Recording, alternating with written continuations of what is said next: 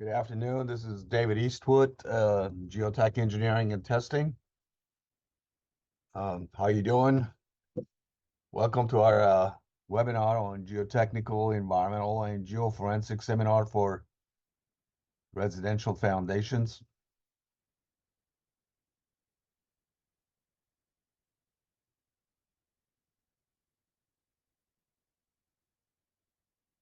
I hope everybody can hear me.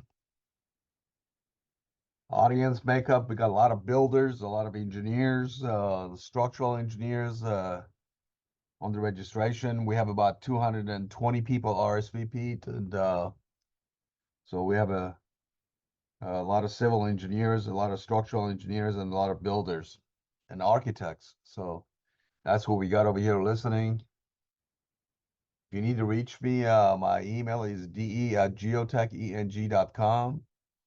My number is 713-699-4000. This is going to be on YouTube, so you can go to Geotech Engineering and Testing YouTube uh, channel and watch this. And I don't expect you to get everything in one session. There's a lot of information here, so you have to go watch it several times to kind of get an idea of what do we have.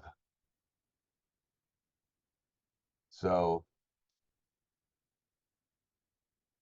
I work with a company called Geotech Engineering and Testing. Uh, we've been in business about actually 38 years. We provide geotechnical, environmental materials, and geoforensic engineering services. We have a staff of 60 engineers, geologists, technicians, and support staff. And we work all over Texas, Louisiana, Oklahoma, and New Mexico. We have our own rigs, so we can get out there and do the work quickly. Let's see what we have here. There seems to be a problem with the video. Somehow it disappeared.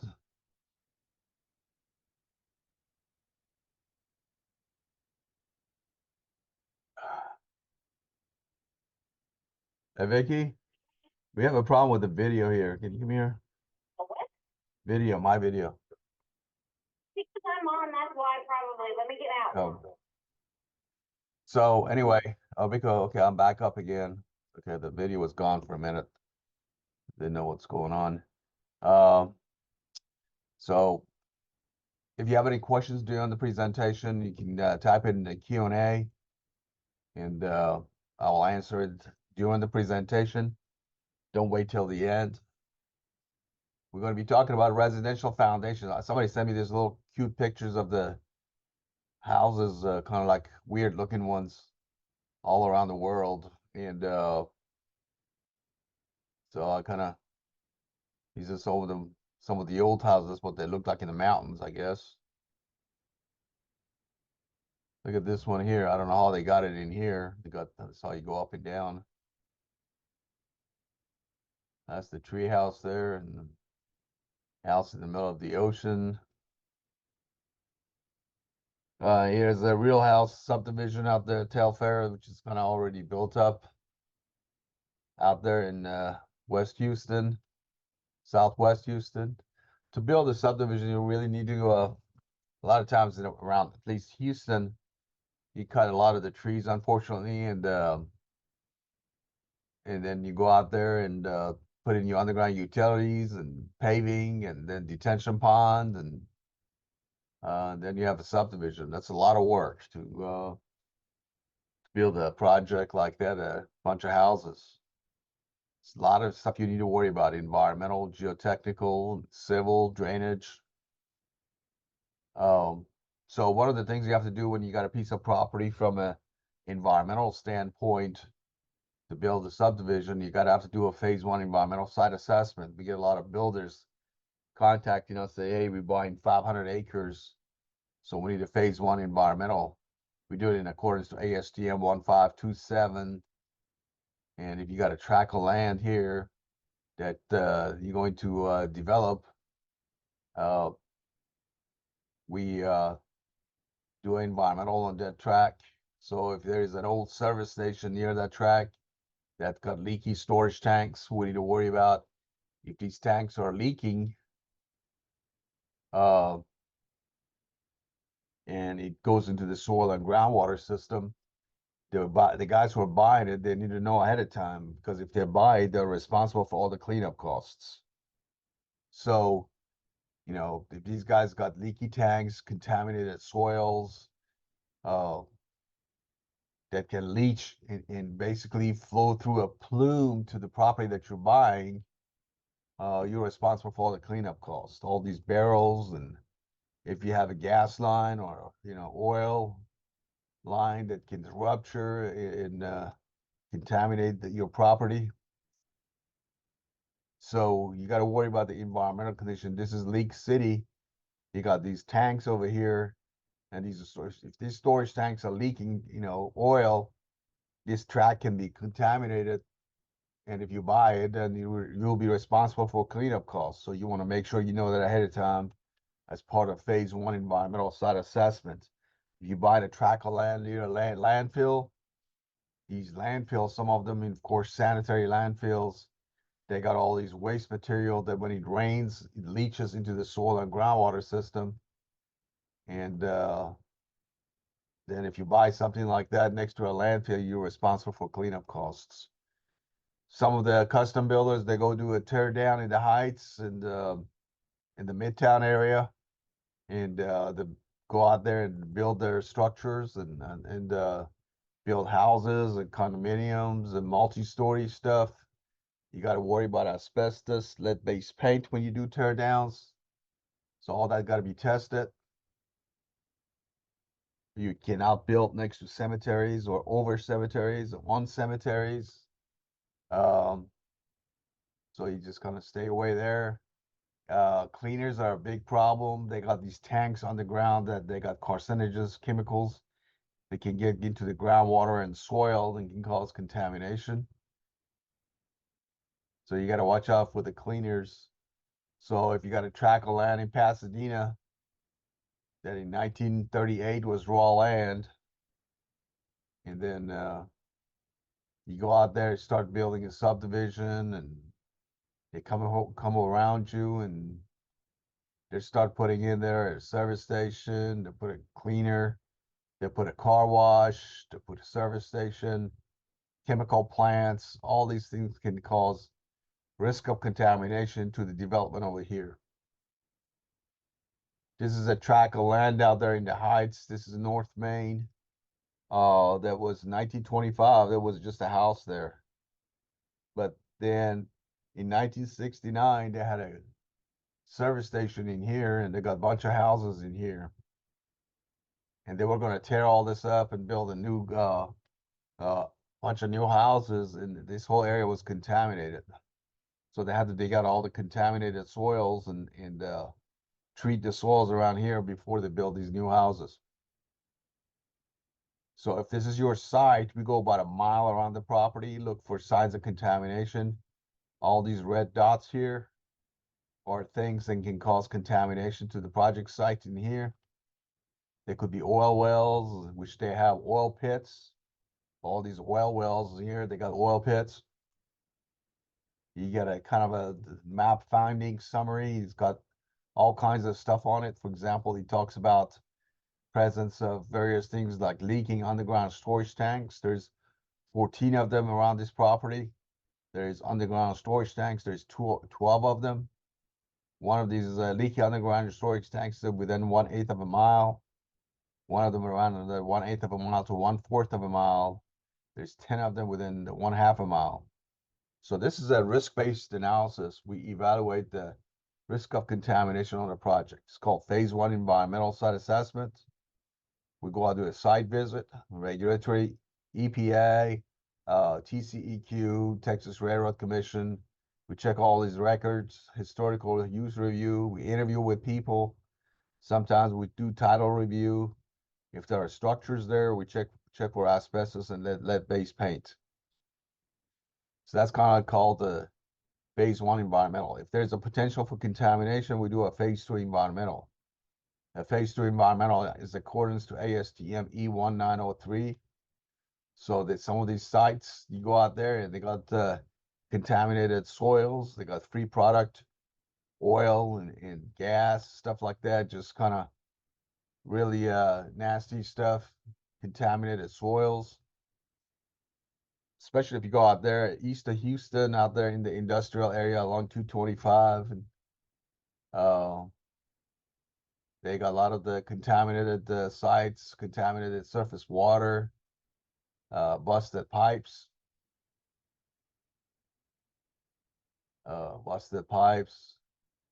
damage to wildlife, oil wells. When there's oil wells, there's oil pits.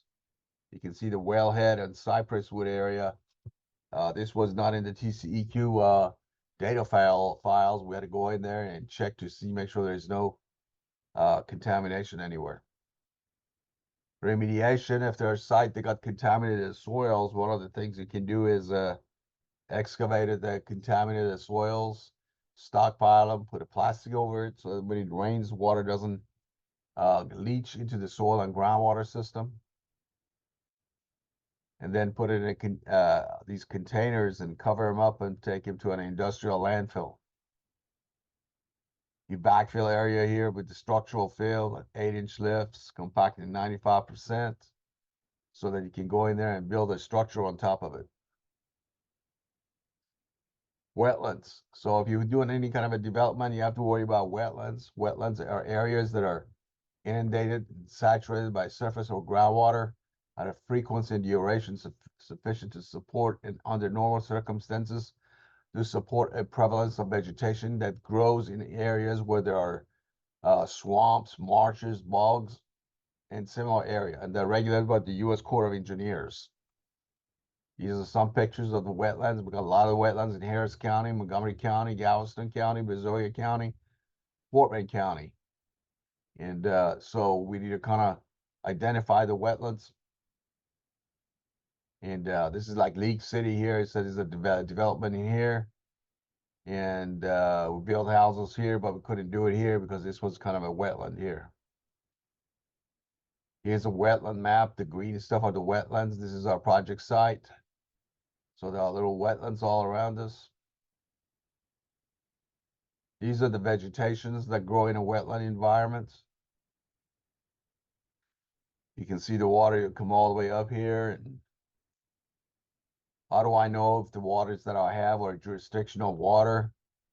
U.S. Corps of Engineers, they have basically guidance subject to Clean Water Act 404. There's basically an application you have to fill out for jurisdictional delineation that you submit to Corps of Engineers, which is the Corps verifies. The applicant can decide whether or not they would like final approval, delineation, if they like to proceed with the application with only verified preliminary delineation, which makes it for a shorter process. The wetlands are determined by the 1987 U.S. Army Corps of Engineers Wetland Delineation Manual. To have wetland, you should have water, plants, and soils that are in a wetland environment.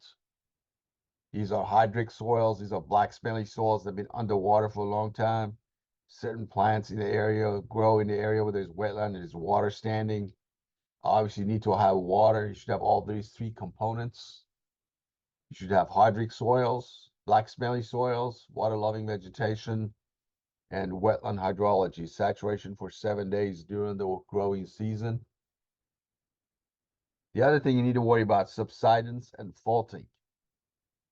Subsidence is a lowering of the elevation of the land surface over time.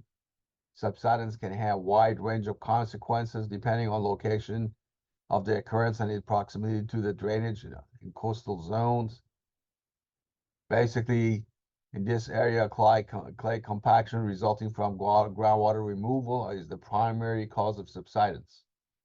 So like in Houston area, we take a lot of groundwater for use. So if the land was like this, we have a soils that was flocculated structure, the clay structure. And when you take the water out, basically it changes the effective stress in soils and increases the effective stress, and the soil starts settling and you get what we call dispersed structure. So that's what the subsidence is. We have these aquifer in the Houston area all the way from, Katy to actually go all the way to some of the, Waller County and Grimes County. You got these Chicote aquifer, all the way down to Jasper aquifer. These are big bodies of sand full of water. We take the water out, the ground starts going down. This is, for example, from Grimes County. You got all these aquifers that go down about 8,000 feet deep or deeper. So when you drill a well and take the water out 1,000 foot deep, the area starts settling, basically subsiding. This is Goose Creek oil field out there near San Jacinto Bay. It used to be above the water, and then it subsided, and it's now underwater. 3 feet of subsidence occurred in this area because of groundwater removal. The area that are subsiding are subject to flooding. So they flood. This is a wellhead out there in Baytown. Initially, the ground was at this level. Now there's a big void underneath it because of the subsidence. Areas that flood, like in Kingwood, that have gone through a lot of subsidence. This is Baytown area, Brownwood subdivision, 1944. The Exxon came in and built houses here with the executives. Then it started subsiding, 1953, 1978, 1989, 2002, 2012. So you can see how the land has started disappearing.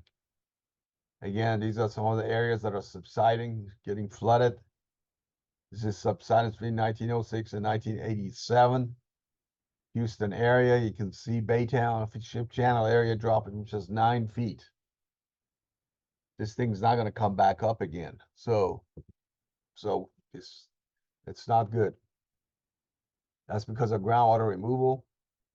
This is a 2018 University of Houston subsidence map that shows, of course, Brazoria County, Fort Wayne County, Harris County, Montgomery County. And you can see the areas of the high populations dropping at the rate of about, like in Montgomery County, 16 millimeters. That's roughly half an inch a year. Areas such as Jersey Village dropping at a rate of 2.5 inches a year. Spring Branch Woodlands area dropping at a rate of about 1 inch a year. Katy area dropping up by about 1 inch a year. As our population grow, places like Fort Wayne County by year 2050 is going to grow 74%.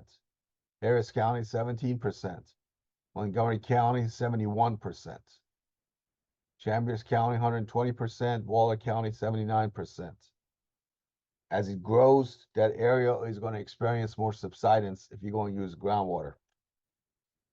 This is a map of 2010 to 2050 subsidence. And basically what it looks like, you're going to get about 1 foot of settlements here. And then you can have almost half a foot of settlement, subsidence here. Montgomery County is going to, of course, experience subsidence at South Montgomery County. So that's why we're going to a surface water system. We have North Harris County Water Authority, West Houston Water Authority, North Fort Bend, San Jacinto. And so all these water authorities provide surface water. That way you don't have to do wells to get groundwater and you get subsidence problems. Addicts area has been, like we talked about, dropping at an inch, I think at least inch a year nowadays. That's years, and that's the compaction in the Pasadena, kind of leveled out. They're using surface water. So if you got parts of the Houston area, Gulf Coast area that is subsiding and some other part that's not subsiding. There are cracks that have been in the ground for millions of years. These cracks become activated. We call them geologic faults. They're not earthquake faults. And so if you go out there and build on top of these faults, you're going to have foundation problems. Some of these faults extend a couple 100 feet deep. There are about 300 faults in the Texas coastal area from Corpus Christi to Beaumont to Houston. They move at an average rate of half an inch per year.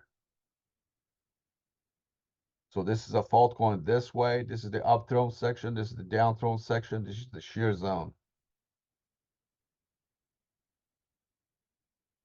Upthrown section, downthrown section. Here's the lineation of the fault going this way and come towards this house. This is the house sitting on top of the fault. This is the woodlands area, and you can see the fault going this way. You see the lineation of a fault going, cracking this paving, going towards this structure here.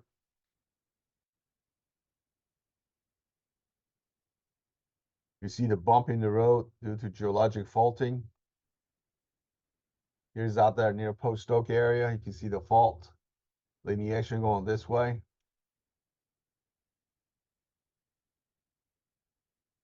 The fault's got an upthrown block and downthrown section. This is the area that's dropping. This is called fault scarp. These are the layer of the soil. For example, this was clay.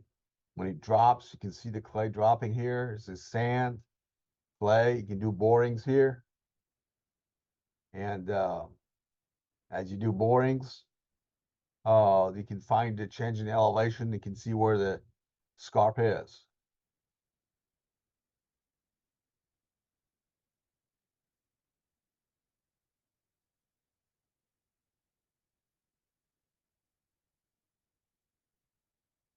You see the delineation on the faults from aerial photo. We do what's called a phase 1 fault study. In a phase 1 fault study, we look at aerial photos.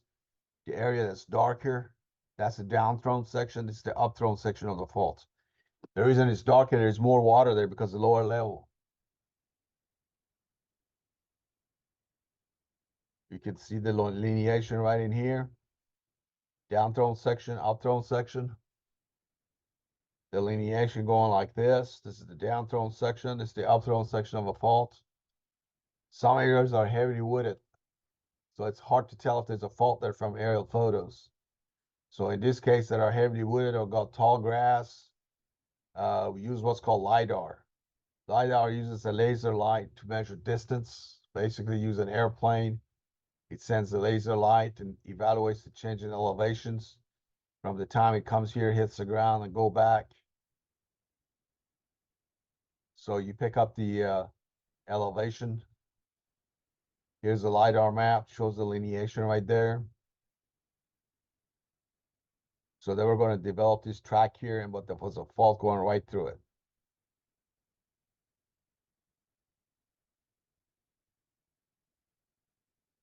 So here's the basically Texas, go all the way from Dallas, San Antonio, and Austin. We have faults out there in Dallas, San Antonio as well, but these faults are not active. The faults around the Gulf Coast are active, but not Dallas, San Antonio, and Austin. Here's another map all the way from, Beaumont to Houston and Galveston, and you see all these fault maps. And there are a lot of faults there. Here's again, you can see some of the faults in the Houston area. These maps are on our website. You can download them. More faults in the Houston area. See more faults all the way.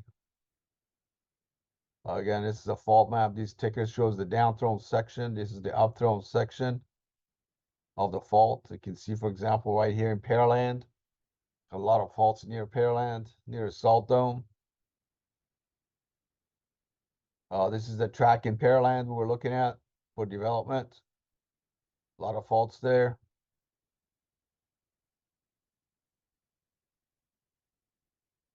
So the fault's going right through the track. This is the track here.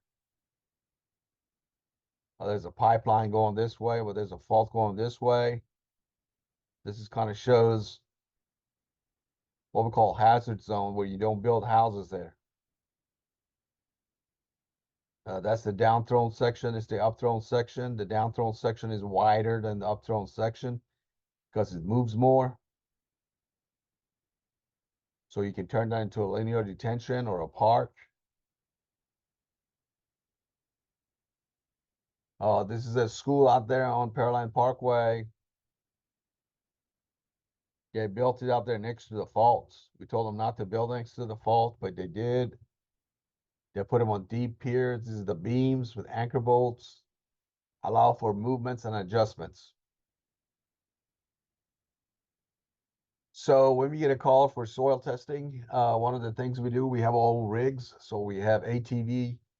You got big rig here, goes about 120 feet deep. These rigs here go about 20 feet deep. This rig here goes 120 feet deep. These other rigs here go about 35-foot deep. So if the site looks like this, nice and clear, dry, we use our truck mounted rig out there. That's a truck rig. For lift stations or tanks or water plants, we use our bigger rigs. You can go deeper boring if the site is wet and you have hard to have access. We use what's called a buggy rig. These guys got big tires that can go in wet areas, cost more money. If the site is wooded, what we have to do is clear a path for the rig to get out there and do the borings. We do the borings next to the trees. Trees tell us a lot about foundations. We can pick up what's called root fibers from trees, and that tells us the depth of active zone. So we use our rigs out there. This is a portable rig next to the tree and do the borings. We drive a sampler with a weight. Here's the rig here, goes about 25-foot deep. Again, this is a rig. If the site is wet, we pull the portable rig with ATV. Do the borings. Most of our sampling is done with a Shelby tube sampler. It's a 3-inch diameter tube, hollow. You hydraulically push it into the soil, and you get a soil sample. We cut the ends, put in, basically, in foil, give it a job number, put it in a wax box. Keep the moisture constant, then we'll test it. We look for root fibers.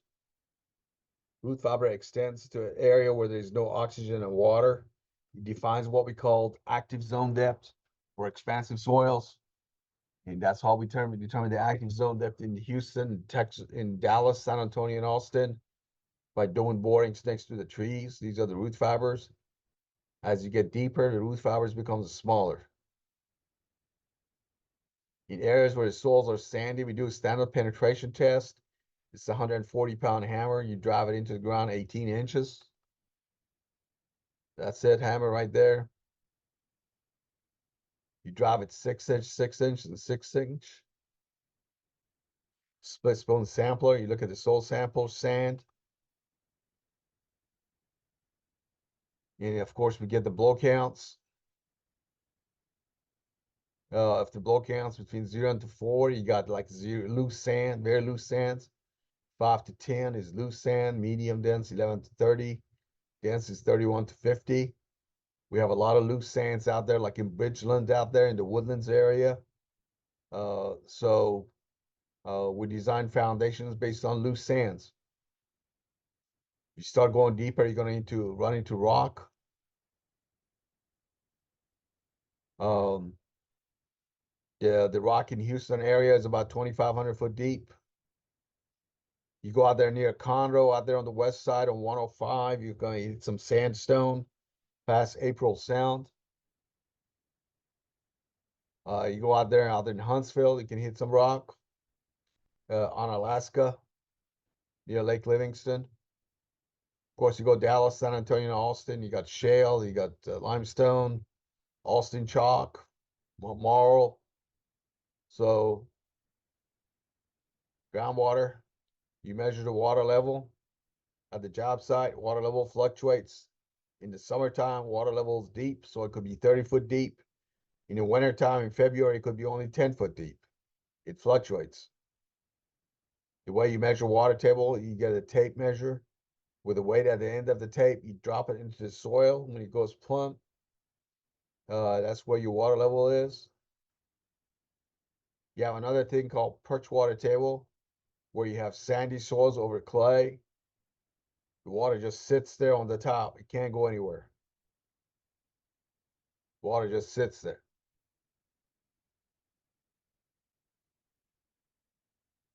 So it's called perch water table. Number of borings. So if you got a custom home, for example, if it's less than 3,000 square foot, you tear it down, of course. We do borings. 2 borings for a 3,000 square foot slab.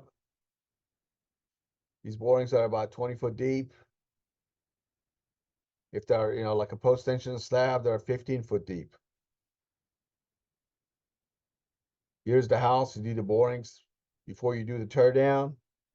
You do it right next to the trees to tell you what the active zone depth is. Sometimes we get a tract from a builder and says, "Hey, I'm buying this 600 acres. Do some preliminary borings." So we go out there and sprinkle borings around the property.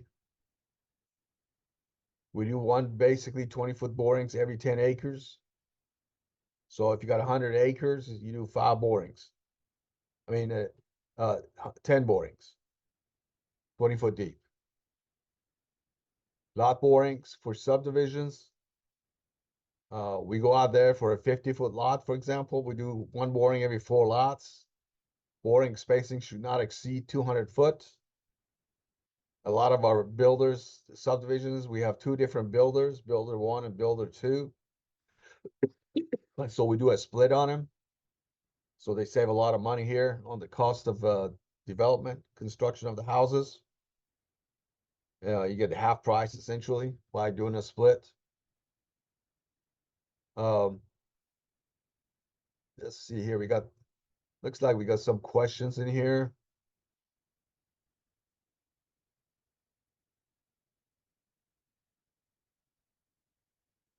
My question doesn't really answer. I'm trying to.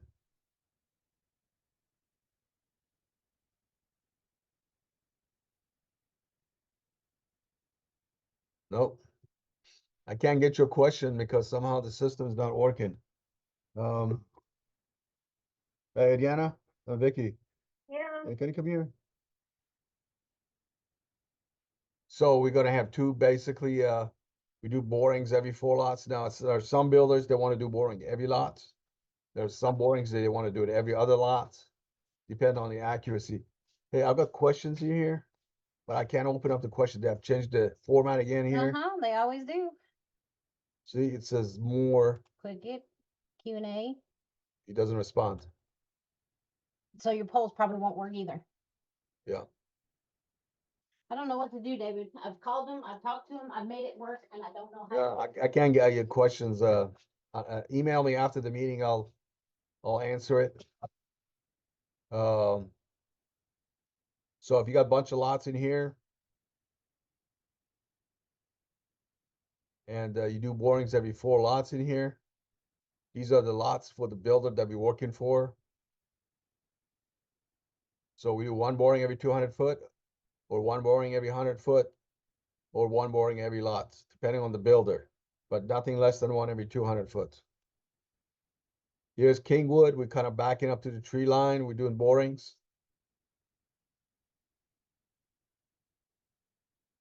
So we do laboratory testing. In a laboratory testing, we put a soil in a cup like this. You mix it with water. And when it becomes liquid, we take a sample of that. We put it in this cup, cut a groove through it with a hand groove in here. And we turn this handle 20 to 30 times. When this thing comes together, we get a sample of it. You weigh it, you get the wet weight of the soil. You put it in the oven and dry it up and get the dry weight of the soil. It's a dry weight. You know how much water for it is in the soil for it to behave liquid. Then we take the soil sample, you roll it to 1/8 of an inch in size. You roll it up. You want to know how much water is in the soil when the soil is in a plastic stage where it's got low water content. You get the wet weight of it. You put it in the oven and dry it up and you get a dry weight of it. So the difference between liquid limit and plastic limit is called plasticity index. If your PI is less than 20, you got low swell potential. Between 20 and 30 is mildly expansive. Between 30 and 40 is highly expansive. Above 40 is very high. So that's how you determine how expansive your soils are in your subdivision. A couple other tests you do in the laboratory called hand penetrometer and a torr vein. In a hand penetrometer test, and you push the hand penetrometer into the soil, you can read what kind of a strength it has. Torr vein, you put it at the end of the sample, you shear it in torsion. You can read what kind of strength it has. You can do unconfined compression test. This test, you put the sample out here in the machine and start shearing it. This is the proving ring, this is deflection, and you shear that soil. And all you use that for your foundation bearing capacity, for your grade beams, for your piers, for your helical piles, whatever your foundation you use, you need to know what the soil strength is. Soil types, we have a lot of clays in Texas. This is a clay site. Sandy soils. That's a sand site. Silt. The grain size of the silt is bigger than clay, smaller than sand. Really a bad material to build on. And we have a lot of silt like there in the Woodlands and Katy area. This is a silty material. So we have clay. Below that, you got red clay. Below that, you got white clay. Below that, you're going to run into weathered rock. Below that, you get into a rock. So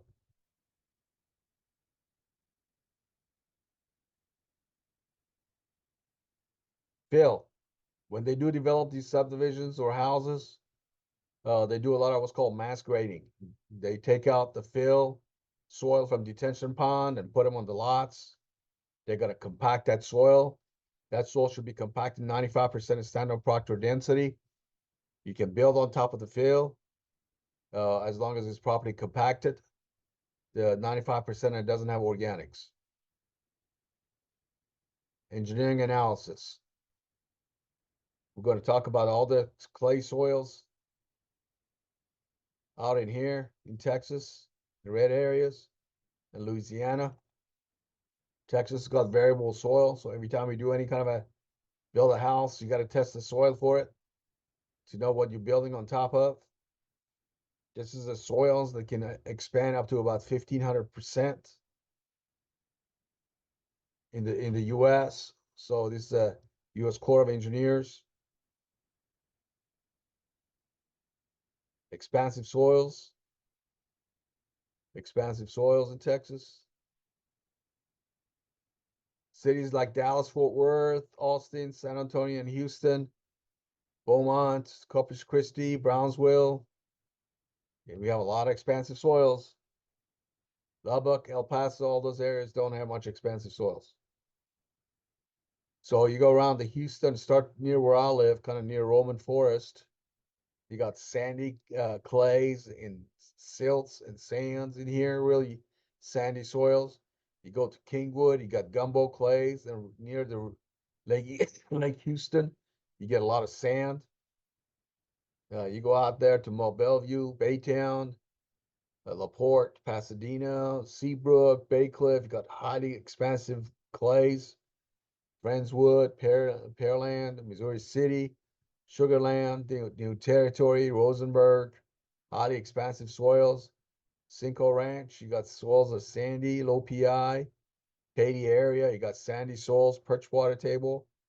Bridgeland, sandy soils, perch water table. Fairfield, sandy soils.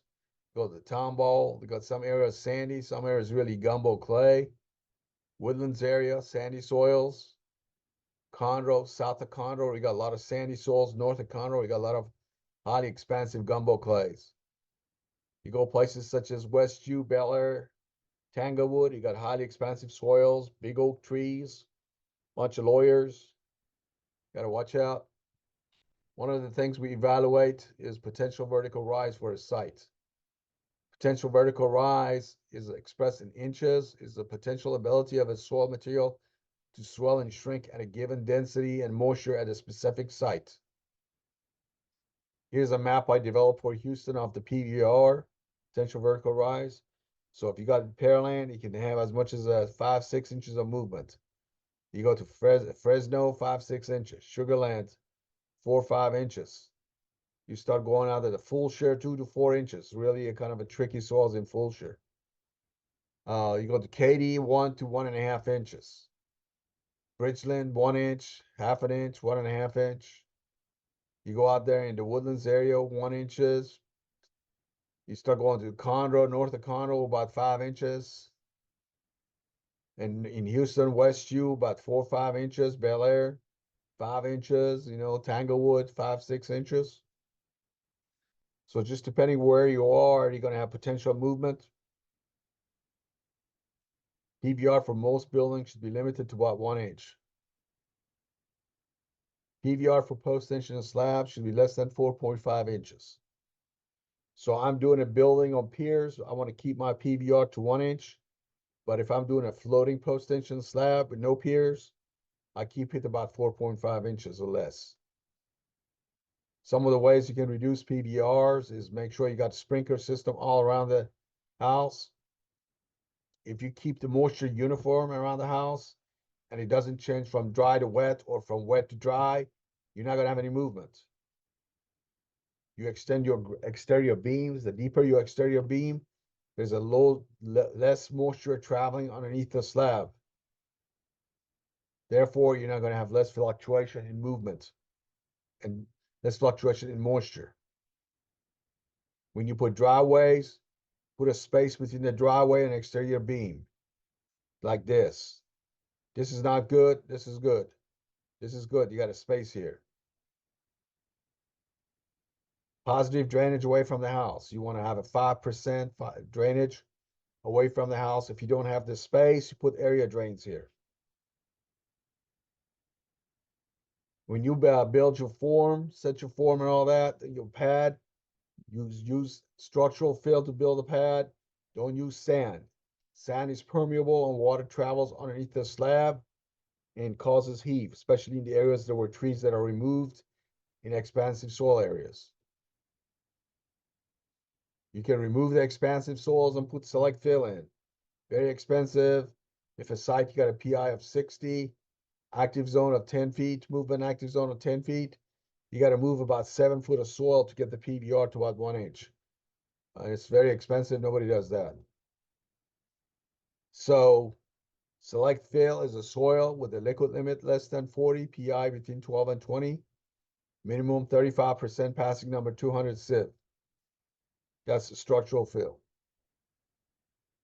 There's another concept that we have is called sticking sides.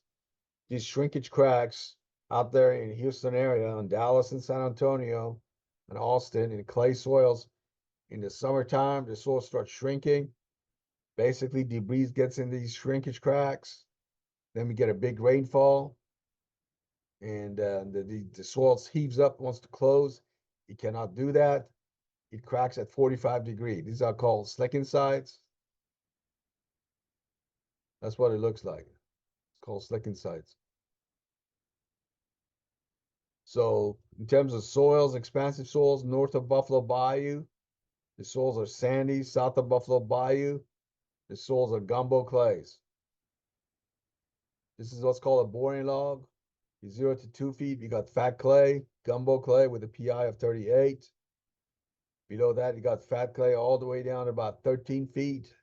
PIs of 39, 35, highly expansive.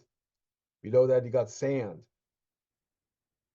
When we hit the sand, water was at at about 13 feet, and the hydrostatic pressure pushed it up to about 9 feet. The soil is not very strong, but it's okay. Got a shear strength of about 1500 PSF. This is the soil stratigraphy, a bunch of borings along the project, subdivision, street. And you can see from elevation 30 to elevation 18, you got clay. Below that, you got sand. Below that, you got clay. So if you want to use pier foundation, depending on your soils, you may have to put above the sand layer or below. If you go below the sand layer, you got to use a slurry method of construction for your piers, so it makes it really expensive. The type of foundations we use in Texas are drill piers, deep foundations, drill piers, piling, auger cast piles, helical piles, or you can use conventional reinforced slab, post-tension slab, spread footings, or mats. There's a concept called foundations and risks.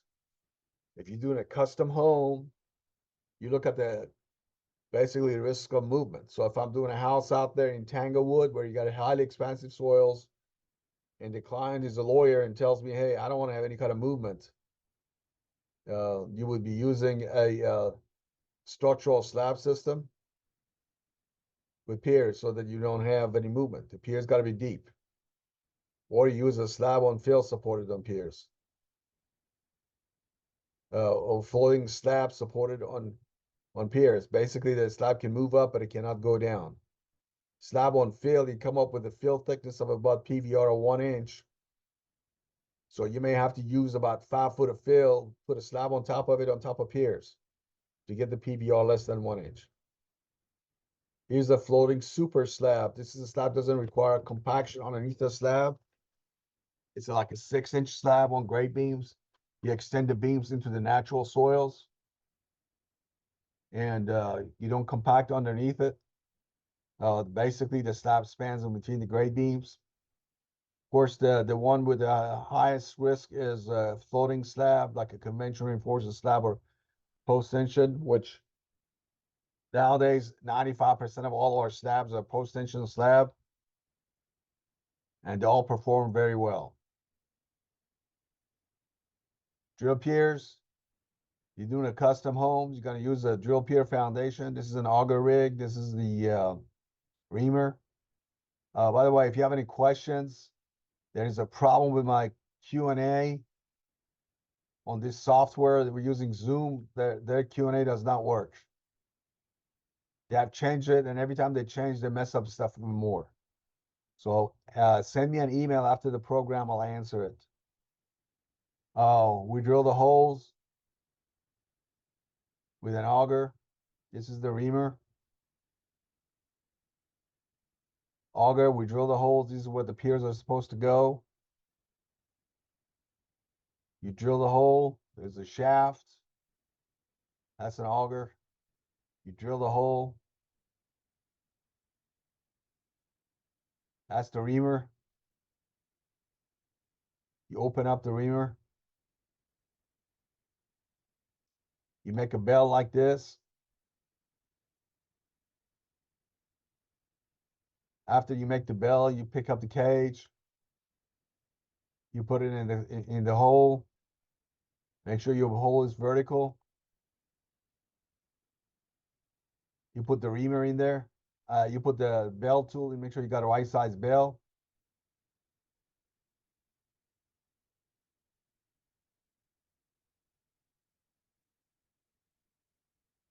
You measure the depth. Make sure you don't have water in the hole. If you have more than 3 inches of water, you got to pump it up. You put your steel cage in. Pour concrete.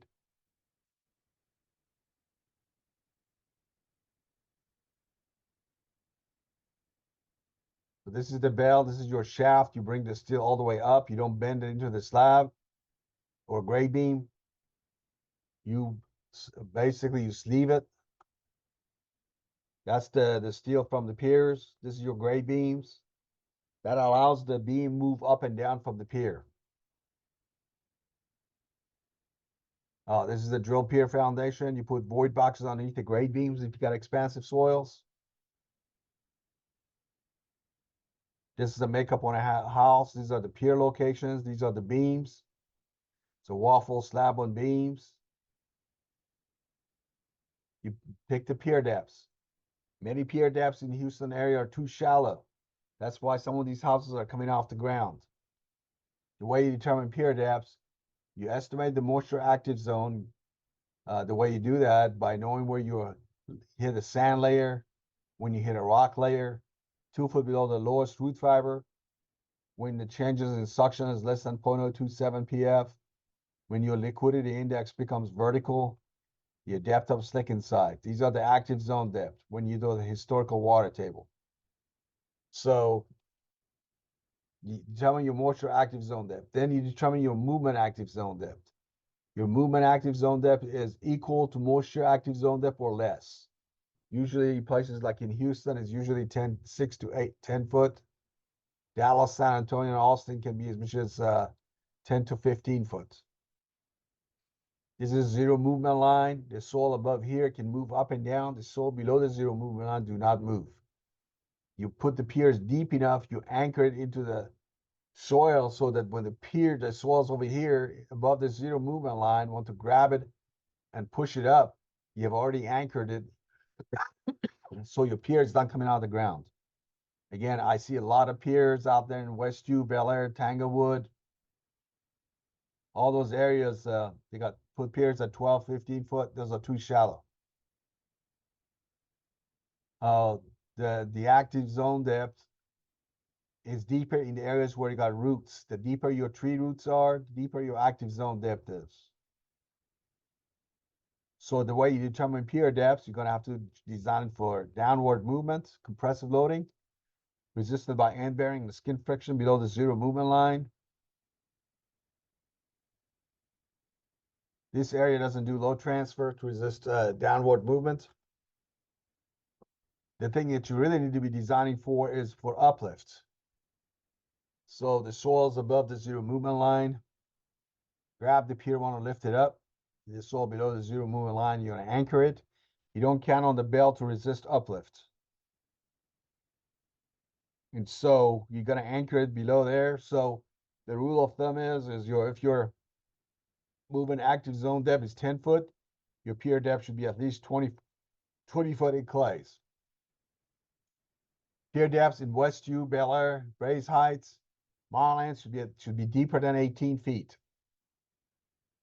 Unfortunately, we see a lot of piers shallow depths. And a lot of these houses are moving up out of ground. In Dallas, San Antonio, and Austin, in Houston area, your pier depth should be at least 12 to 20 foot deep. If your soils are non-expansive, you should be at least about 12 feet. If they're expansive, you got to be about 18 feet, 20 feet. At Dallas, San Antonio, I would put piers about 20 foot, in expansive soils, about 25 to 35 foot deep, depending on the movement active zone. San Antonio, 28 to 35 feet. Austin, 25 to 35 feet. So if you got a site, you got a tree, your active zone depth is movement active zone is about 10 feet. Your pier depth should be roughly 20 feet. If you got a site where you got 10 foot of clay, PI of 40, active zone is 10 foot. Your pier is going to be about 23 foot because sands have lower skin friction. So your pier depths in areas where you got clay or sand should be deeper.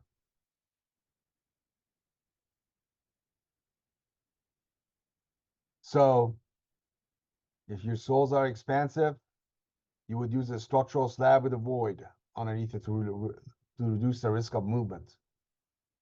Or you can use a structural fill underneath the slab. You can lime stabilize on-site soils. You put it under a slab. That's a green option. You do chemical stabilization.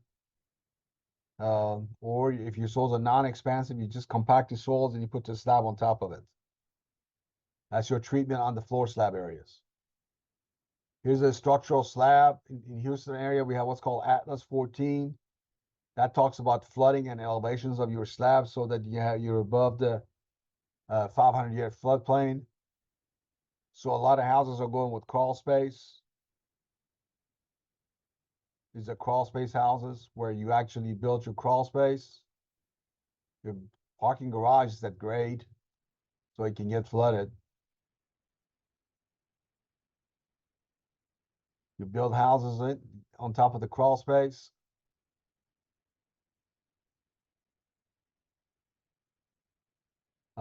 This is another crawl space house where you have precast concrete panels. So West U.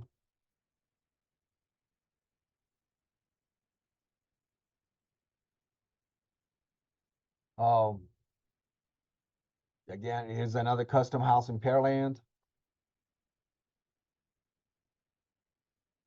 Crawl space, structural slab. You basically got a steel frame bottom sitting on piers. But the structural engineer put it on shallow piers, 10 foot deep. So the house started moving. There was a litigation. These are trial pictures. A lot of money, you know, they had to cut a lot of these oak trees to build this house, but they screwed up on the pier depths, so the house heaved up.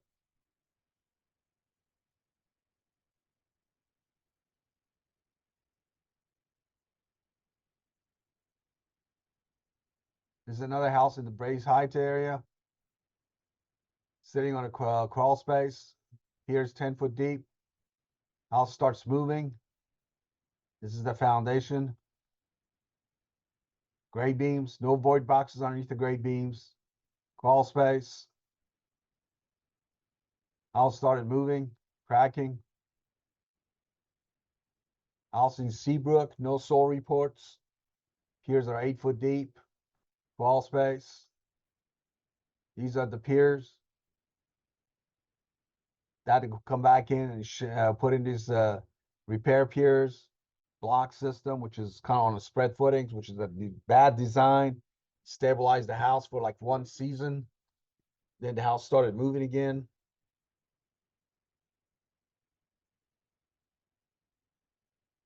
These are the piers.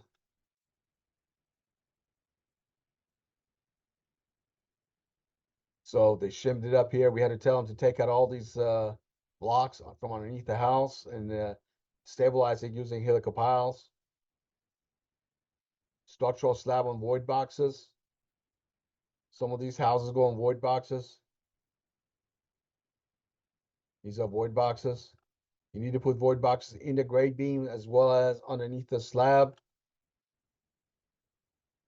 Good, these are the void boxes. The thickness of the void box should be twice the PVR. So if your PVR on your side is 5 inches, your void box size should be 10 inches. These are cardboard void boxes. You build them with cardboard. You put them in a grade beam, as well as under the floor slab areas. Vicky, Yes, can you call those guys, figure out how we can make the question and answers work? called them and they said they can't help me while you're in it. Okay. All right, so again, it's question and answers don't work. So these are the grade beams. It's a void box. Grade beams, and of course you have the void box and the grade beams. These are the piers that's still coming out. Then you put storm cover over the void boxes. Storm cover designed to protect the top of the void box from puncture caused by pinpoint loading. It also spans over the voids between the void boxes. Like that. Then you put vapor barriers on top of it.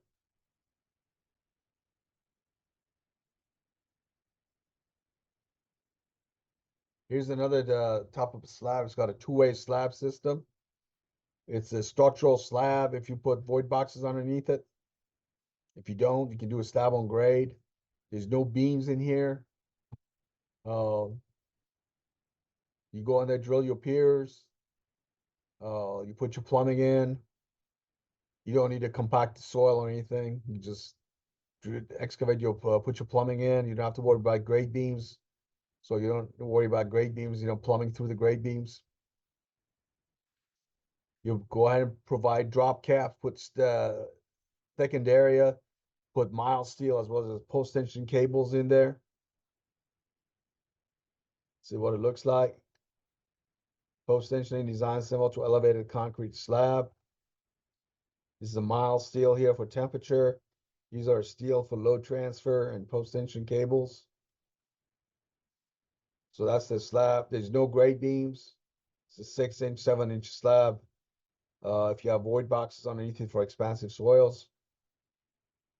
Here's another deal called terra firma. Typical slab, basically. You drill your piers for terra firma system. These are the piers. These are post tension cables. You put something called a puck out there on top of the great piers.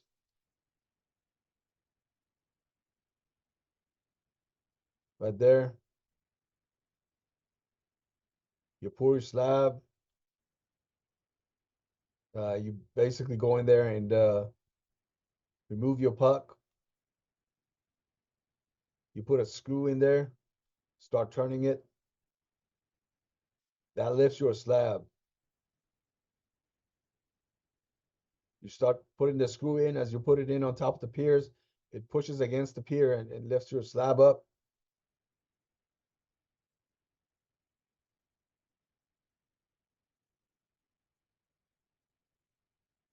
The slab starts moving up. So you create a void under the slab.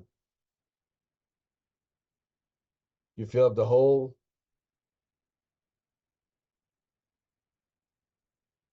So you go there and grade around it.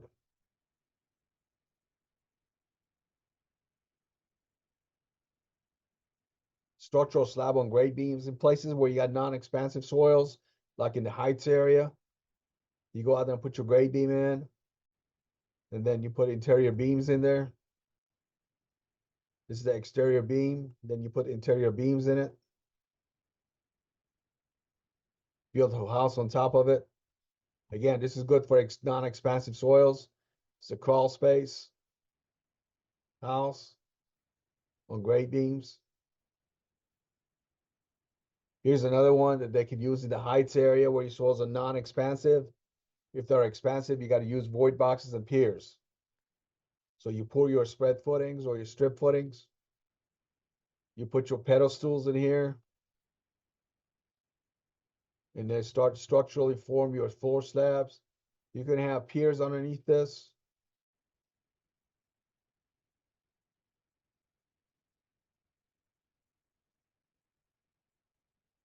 Then you create a crawl space underneath your foundation. Structural slab or post tension slab. You basically design a post tension slab with crawl space walls on it. So you pour your post tension slab. You come in with block wall or wood. And create a crawl space.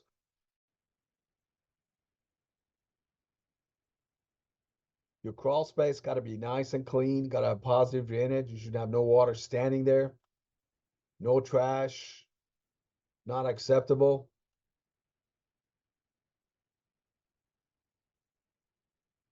Helical piles.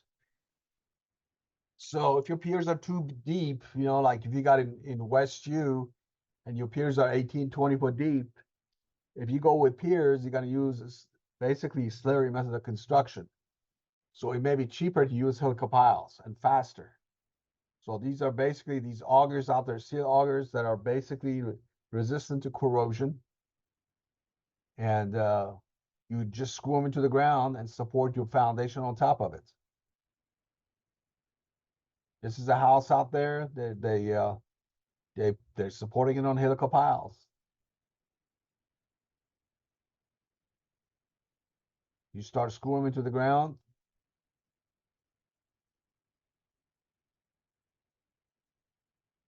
You add sections to them.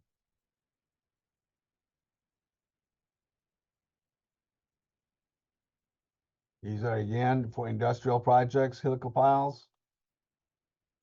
Got your beam out there, you put your helical in there.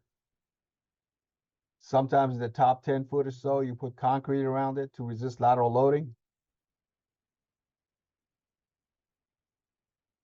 Or you can put them in batter to resist lateral loading. Again, you put them in your grade beams.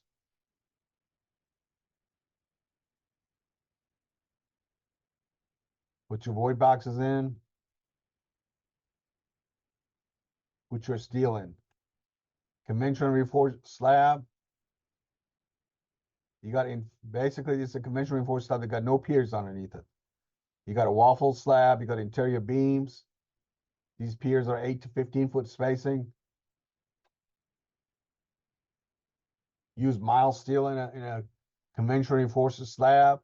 These are the grade beams. For residential, you got like 4 or 5 inch slabs. Got a waffle slab.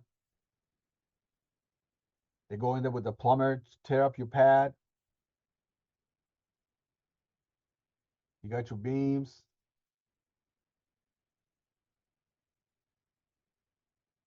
Put in your vapor barrier.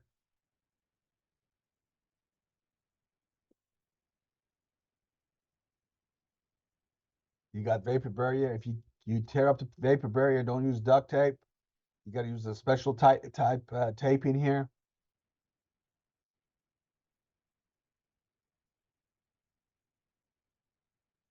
Interior beams.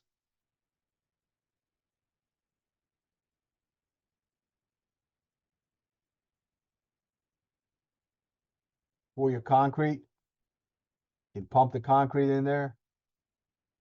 Got a slump of no more than 5 inches.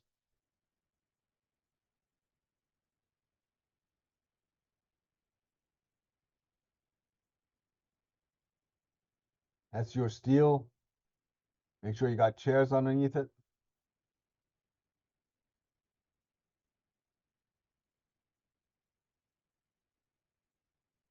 Pump concrete in.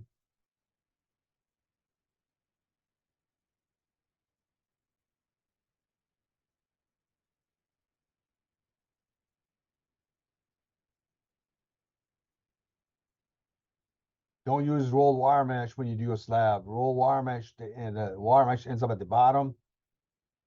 Not a good design. This is not acceptable chair. Not acceptable chair. This is not acceptable lift the steel like that. This is not acceptable. There's no chair here.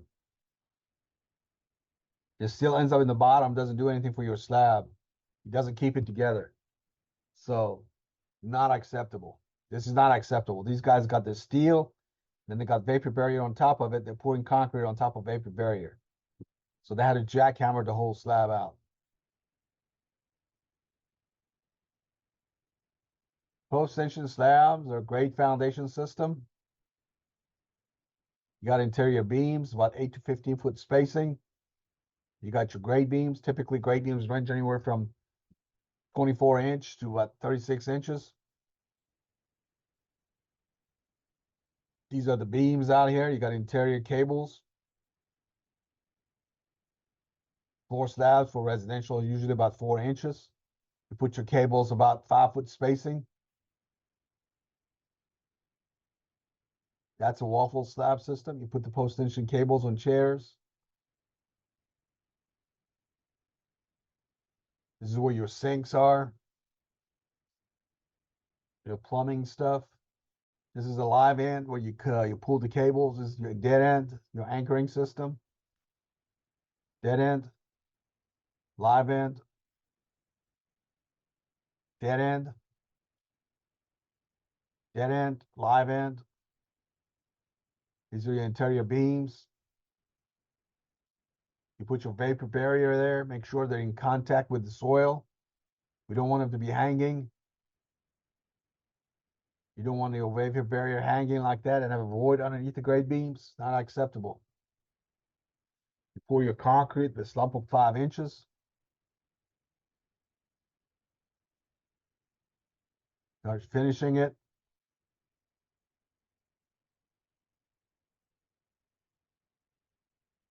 Make sure you got positive drainage. Remove the forms after 24 hours.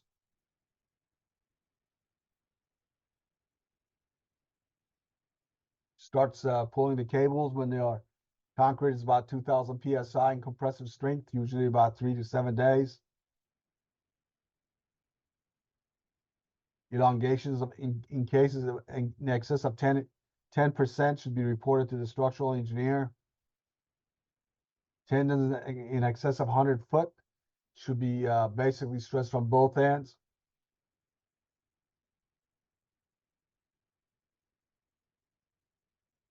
You can see that here, you mark it out here, then you pull it.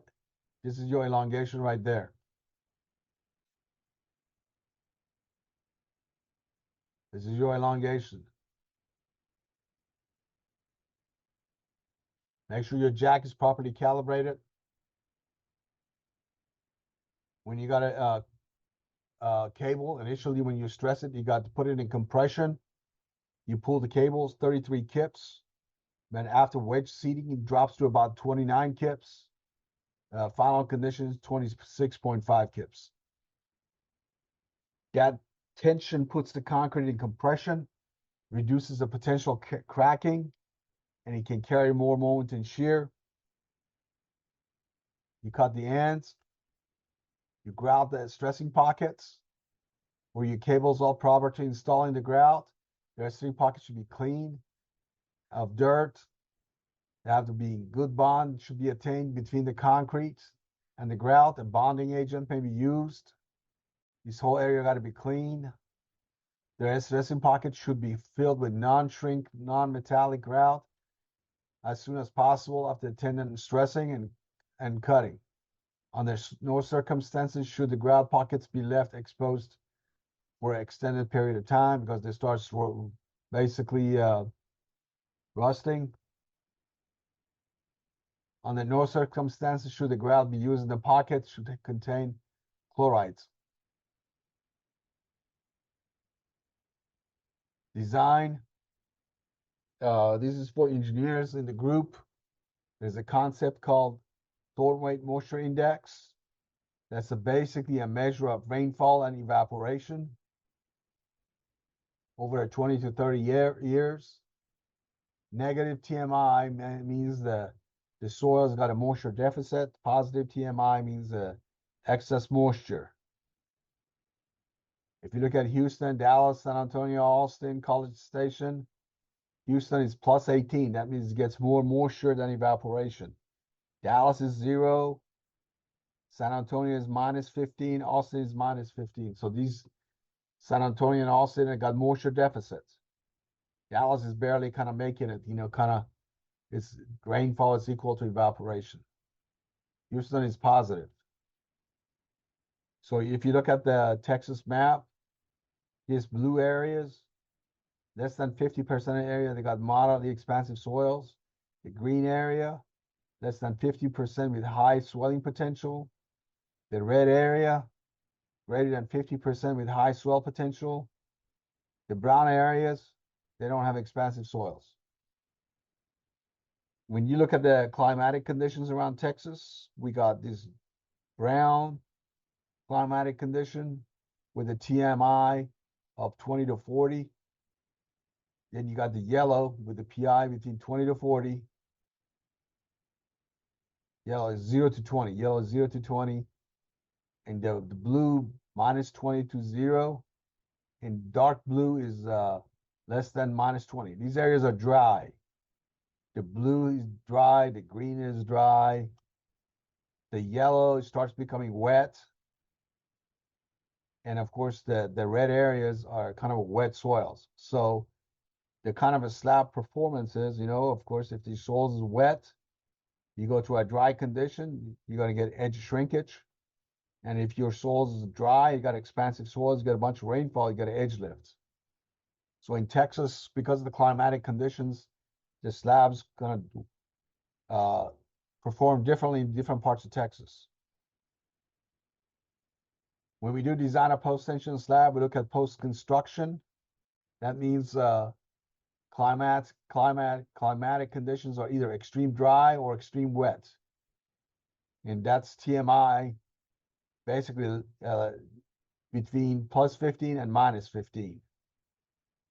Dallas, San Antonio, and Austin, they got post-construction. Areas that it stays extremely dry or extremely wet, they got post-equilibrium. Like Houston is a TMI plus 15. So we're post-equilibrium. Places less than minus 15 are post-construction. So these are the design values, for example, for edge lift and edge lift, and center lift, 1.8, 1.4. Movement values, your edge lift and center lift movement values here for edge moisture variation. So that's how we come up with the PTI design value. The soil PI is 62. Bearing capacity, post-tension slabs or conventional reinforced slabs usually do not fail in bearing because when the load from the slab goes into the soil, the slab itself does load transfer as well. So effective bearing area is 16 times the slab thickness. For the interior ribs, 6 times the slab thickness for exterior. So essentially, if your slab is 4 inches, it's 24 inches effective grade beam width that you got. So these are your beams, for example. For the interior is 16 times, TT, which is the thickness of the slab. So your slab, if it's 4 inches, is 16 times that. I think it's like 48 inches. So in the exterior beams, it's 6 times that. That's 24 inches. Effective trees. Trees affect foundations a lot. Depending when the tree was planted or not planted, they affect foundations differently. You got to design foundations with the effective trees in mind. It's the responsibility of the structural engineers and the soils engineers to notify the structural engineer that there's a tree there, and the structural engineer needs to design a foundation with trees in mind. A lot of the houses, they got trees around them where you're gonna have to cut the trees to build the houses. There's a thing called soil suction, which is referred to as a free energy state of the soil and water. Basically, it's an affinity of the soil to retain water. So basically what we have is a condition in soils. Again, this is for your structural engineers part. We got equilibrium suction, okay? And then you got the wet condition, suction, and the dry condition. You go all the way from 3 to 4.5. These are the soils that are well wet. These are the soils that are really dry. When you have a tree condition, things change. For a soil site without a tree, your swell, basically, you move from equilibrium suction to a wet condition. This area is small. When you have a tree, you got this whole area that is, because of the tree, this whole area is so dry. So that's your dry condition. And so your dry profile of suction is very big. And so you're going to get high Y sub M values because of the tree removal. So what we do, of course, we give you conditions besides there are trees, they got trees on them. What we tell you, if you don't consider the tree, your Y sub M value could be 1.4, 1.6 for edge lift and center lift, or 1.2, 1.4 for if your beams are 2.5 foot deep. But if you take the tree out, your Y sub M jumps to 5.3 and 1.6, which makes your slab uneconomical. That's for a PI of 40. Your PVR is 2.6 inches. Here you got a PVR of 4.5 inches, PI of 62. Your Y sub M values are 1.8 and 2.0. Without the tree removal consideration, it jumps to 9.3 and 2.0 with the tree removal.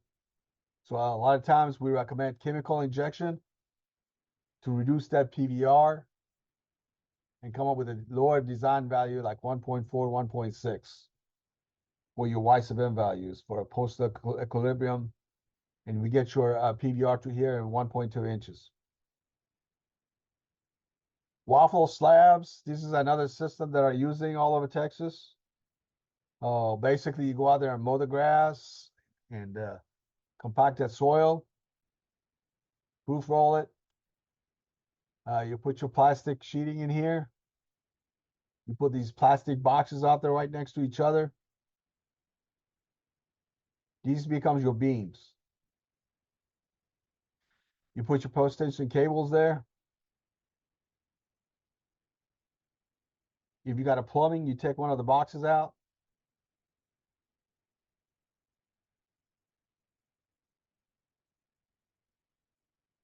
These are your cables. You don't have to dig any beams here.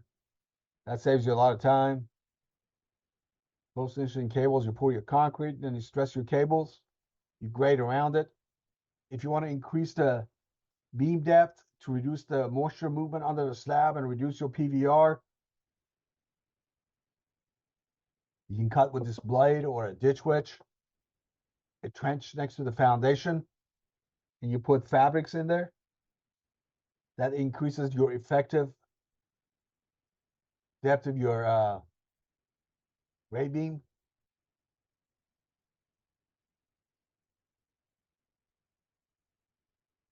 Put the fabric in.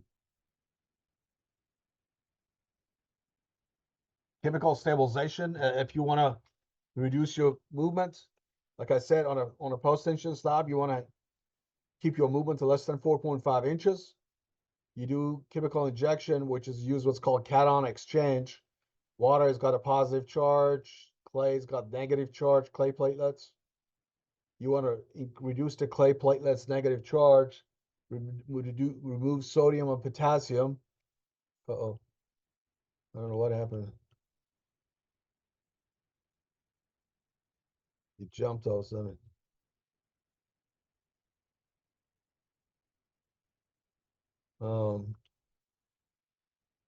Let's see, we can go back.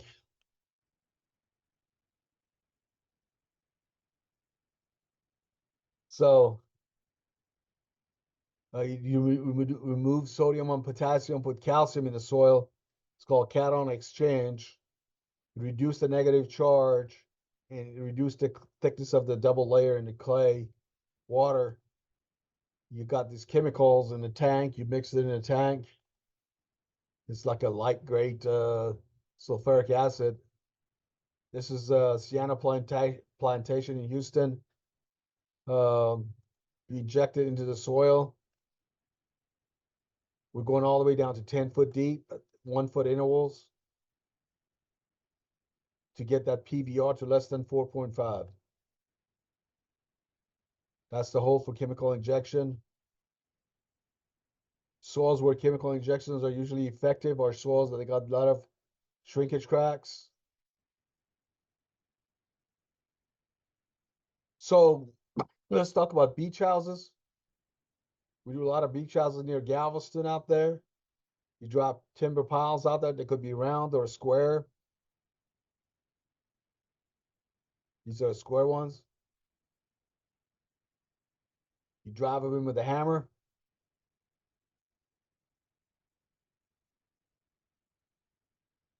You don't use a backhoe to drive them in. Make sure they're not cracked when you drive them. You can also use fiberglass for beach houses. These are fiberglass piles. You drive them into the ground. You can fill them up with concrete. You basically can vibrate them or you can drive them. Or on the big high-rise type stuff, you use what's called pre-stressed concrete piles. Or auger cast piles, you can use them too. You drive them into the ground.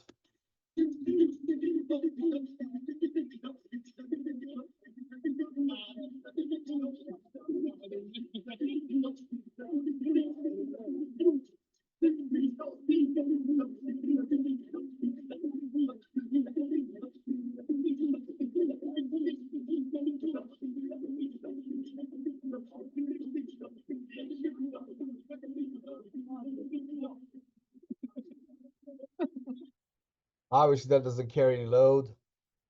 Pile driving, we use TxDOT specs 404 for pile driving. Refusal is 0.1 inch of penetration per blows, 120 blows per foot. You can do a pilot hole, you put your pile in. It got to be less than 4 inches less than the diagonals of a square pile, or 1 inch less than a diameter of a round pile. You can also do jetting. A lot of these piles are going with jetting with 150 psi pressure. You draw a pile a minimum of 1 foot below the tip elevation, or 100 blows per foot. This is a table that TxDOT gives for timber piles, for example. Your ram weight should be about 2,000 pounds, stoke 5 foot, and the minimum energy should be 33 R, where R is the design load. So if your design load is 20 tons, it'd be 330 times 20. They got it for steel piles and concrete piles as well. These are some pictures of the distressed beach houses after hurricane. A lot of these beach houses are not engineered properly, and they fail during the hurricane loading and wind loading. Unfortunately, many of the beach houses in the Gulf Coast area are not properly engineered.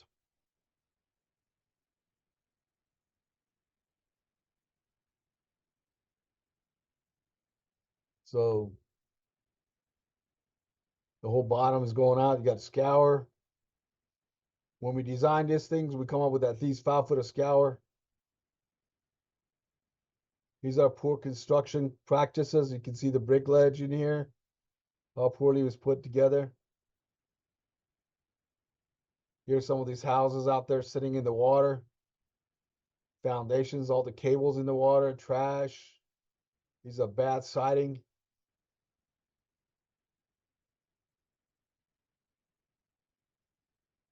Foundation makeup after rain.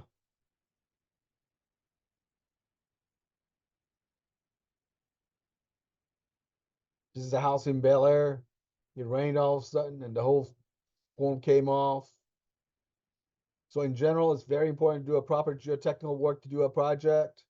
If this is your actual cost of design, when your foundation fail, it's what we call change order. So that's a big problem.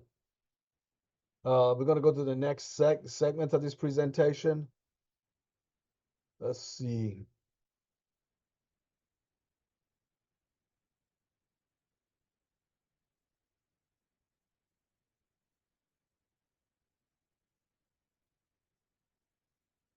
Unfortunately, I can't answer your questions. Email it to me after the presentation. I got a problem with Zoom.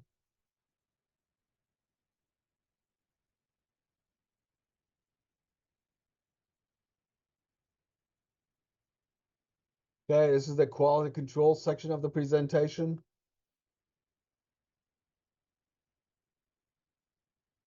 Back in the old days, Romans used to do the roads and the builder stuff. And these were the inspectors. If you cheated on their concrete, they use the spears to kind of stop you from cheating. If you're doing a site preparation for a residential project, you got to remove the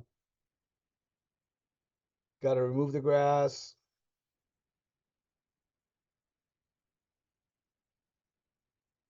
Remove the grass, weed existing foundation, establish good drainage, compact your subgrade soils to 95% of standard proctor density. If your soils are wet, you can aerate them to open them up to dry up. You can use fly ash or cement to modify the sandy soils. You can use lime for clayey soils. Remove and replace with dry select structural fill. Small areas, you can get a bag of lime to dry up your area.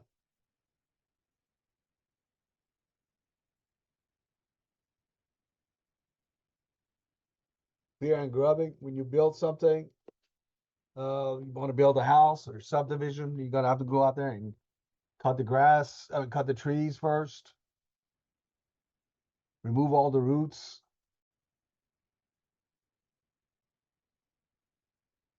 All these soft areas where you take the tree roots out, gotta be removed.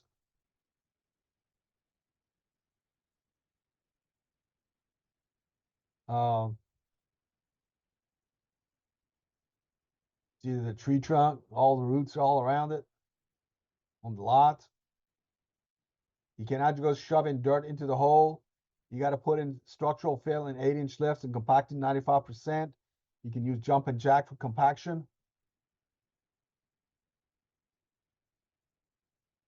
All the organics needs to come out. That's how you build your pad.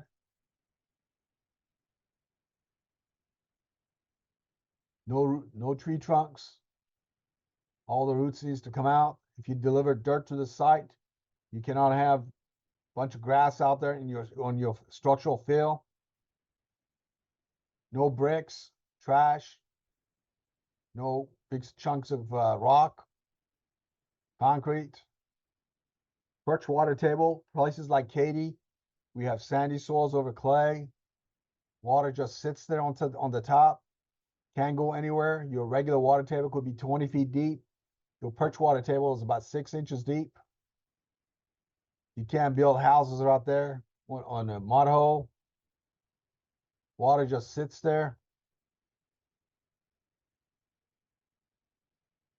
If you go out there and set the forms, the grade beam excavation gets filled up with water. This is when the ground is pumping.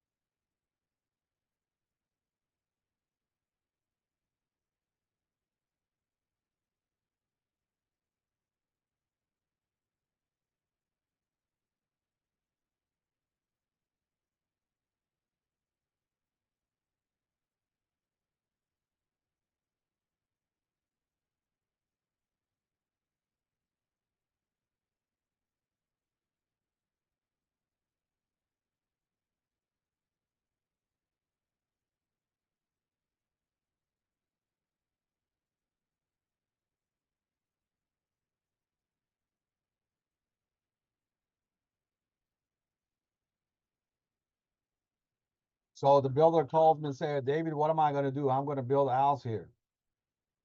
In the areas where you got a pumping soils,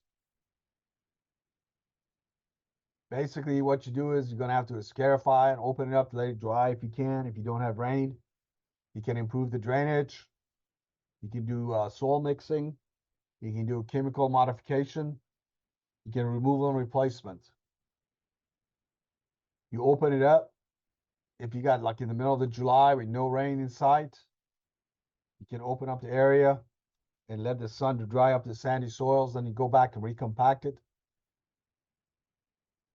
Drainage, we use that a lot on the sites that are pumping. We kind of dig these bleeder ditches to drain the water from sand and silt. You kind of put them like 100 foot apart, go all the way to a detention pond or so. And you drain the soils. You got the time. You drain them into a detention pond and you pump it out to the neighbor's property. If you got it like a detention pond or something, you're digging out the clays. If you got the clay on the site, you dig out the clay and the channels. You bring that clay soils and you mix it up with the sand and disc it in. And you mix it and recompact it. So that doesn't pump anymore. You can do chemical stabilization. You can use lime or fly ash cement. This is a hydrated lime out there. You can put that in if you can get a hold of it. This is better. You got quick lime. So you go out there and spread some quick lime with this pumping sand and silt for wet soils. That sucks the moisture out and dries it up, or you can use fly ash or cement. You may not be able to find fly ash, that way use cement. Don't use a slurry lime because it's got too much moisture in it. Fly ash modification of a lot, if you got a single lot that's got all sand and it's pumping. Here's a lot out there in Northwest Houston. It's got all sand in there. You bring in your fly ash. It's a pile of fly ash in there. You spread it out. You mix it with a superficial sand.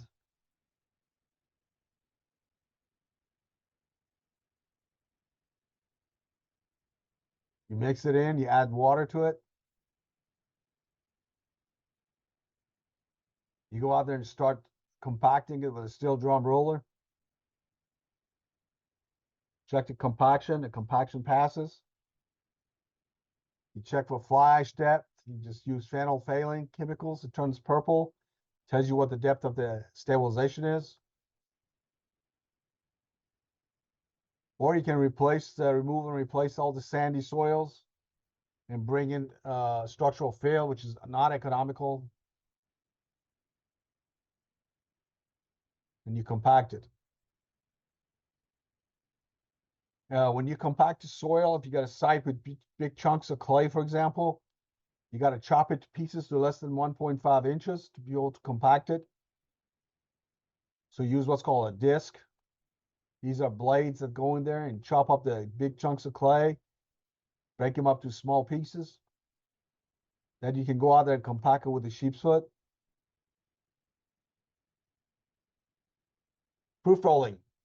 When you go out there and build your pad, before you build it, you got to do proof rolling. You get a loaded dump truck and go back and forth on your lots. Make sure you don't have deflections. This is not acceptable. This is not acceptable. It's not acceptable.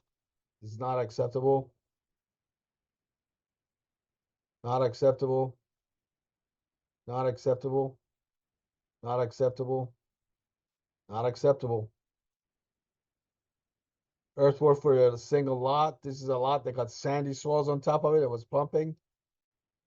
They went out there and took out all the sand and stockpiled it. Got to the hard pan clay soils. That's how much sand was taken out. Proof rolled it.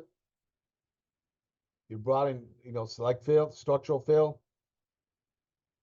Compacted in 8-inch lifts all the way to the top. Compaction, if you got clay soils, you want to use a sheep's foot. You got sandy soils, you want to use a steel drum roller. It vibrates. You use those are for grading purposes. You don't use it for compaction. You use it for grading. Use a pneumatic roller for sealing, so that the moisture doesn't get into the soil. When you compact it with a sheep's foot, it's kind of rough like that. You seal it with a pneumatic. You fill this up with water. You go back and forth, and you seal it. If this is your pad, you go out there and seal it with a steel drum roller here. This pad here has got low areas, so you got bird baths out here. This is our technician, rejects the pad. House pad construction. If you're building a house out there, you got the side is wooded, you're gonna have to go out to cut those trees.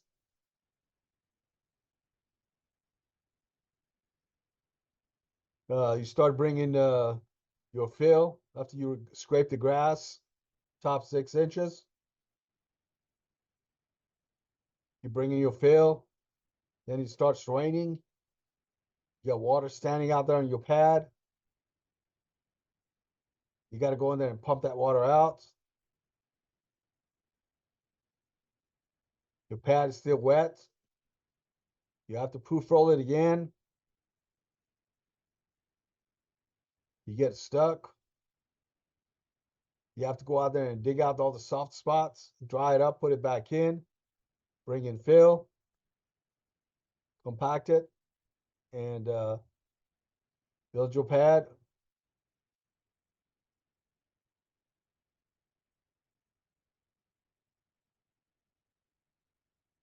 Set your forms. Plumber comes in and destroys your pad. You gotta go behind the plumber and compact the soil with jump and jack around the plumbing. Don't use sand in the plumbing. Just use your on-site material or structural fill. Structural fill is a fill that's sandy clay or silty clay, not sand. Put your vapor barrier in, dig your beams and all that. You pour your slab.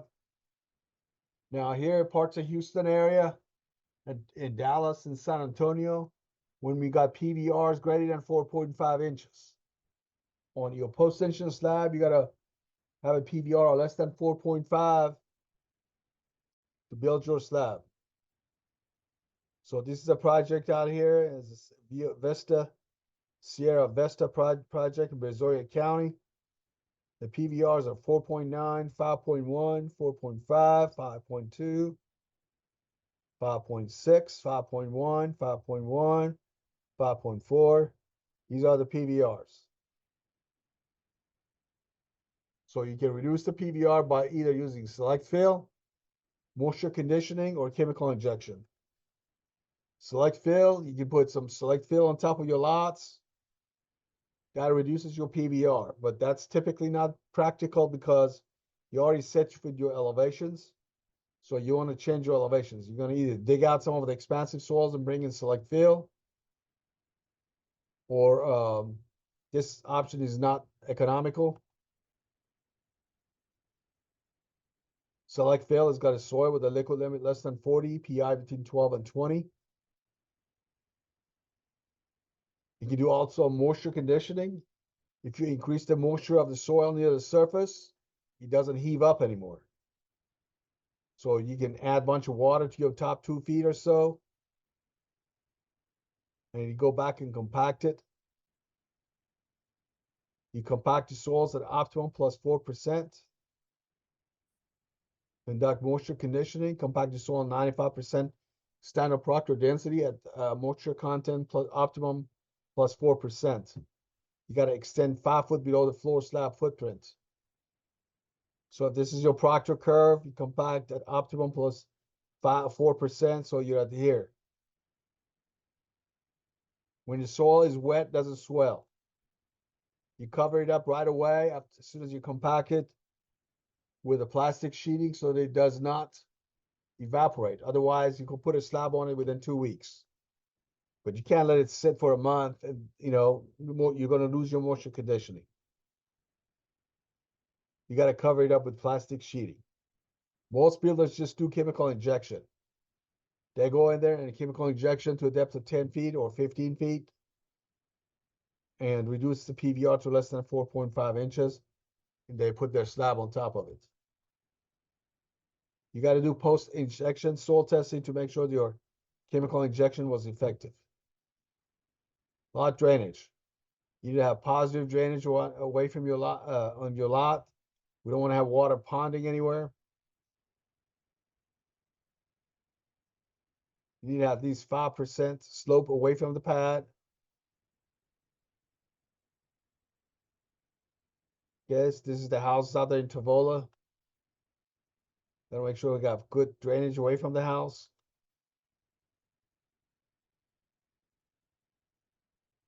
You put a swale between the houses.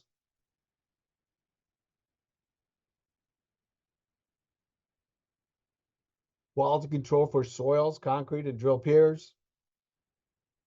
If you build a pad, you gotta compact that soil 95% standard Proctor density. When you do mass grading, or build a pad for your house and custom home. This is your select fill. This is your on-site gumbo clay. You get a bucket, 50 pounds of that soil. And then you go to a pit and you get your select fill. The pit is a hole in the ground. It's got different types of soils in it. You have sandy soils. You got select fill. You get a backhoe. You get some with select fill. a good select fill here. Put it on the back of the truck. That's select fill. That's the on-site gumbo. You bring it to the lab. You run a proctor test. Dry it up. Chop it to pieces. Add water to it. Compact 95% of standard proctor density. You put it in 3 lifts in this mold. It's a 5.5 pound hammer, drop 12 inches, 25 blows per lift, 3 lifts. You compact it, you develop your proctor curve. Compact the soil. That's the mold. You know the weight of it. You know the volume. You get a proctor curve, moisture content versus density. Every soil has got an optimal moisture content, maximum dry density. You want to compact the soil 95% standard proctor density. So here's 120 pounds per cubic foot. 95% is 115. So you want to have to compact the soil 115 pounds per cubic foot of moisture content at optimum plus 2% and minus 2%. So you go from 9 to 13%. And if this is your proctor curve, moisture content, this is your strength curve. As you get close to optimal moisture, your strength becomes higher. Your soil is the strongest. When you compact that soil inside the pad, you can use jump and jack, compacting 2-inch lifts. Small sheep's foot, a steel drum roller. Cut your beams out there. You don't put sand in your forms. Sands are permeable. Water gets all around. Use structural fill to build your pad. Plumber tears everything up. You go in there right behind the plumber and go jump and jack. Compact that soil above the plumbing. Nice pad, grade beams. Take out all the loose materials. No trash. You run density tests. In a density test, you poke a hole in the ground like that. You put in your nuclear gauge in there. It's got a nuclear source in it. It emits gamma ray. This is a receiver here. The more gamma ray comes over here, the looser your soil is. So you check the compaction at a depth of about 6 inches or 8 inches. It tells you that soil is compacted or not. Takes about a minute. You got to check the compaction every lift. And then you got to compact 95% of a standard proctor density, which is 115 pounds per cubic foot, 95% of that, of 120. And moisture content plus and minus 2% of optimum, 9 to 13%. You dig your beams with like a ditch witch or beam digger. You take out all the loose materials, take out all the trash. No loose materials. This is not a good pad.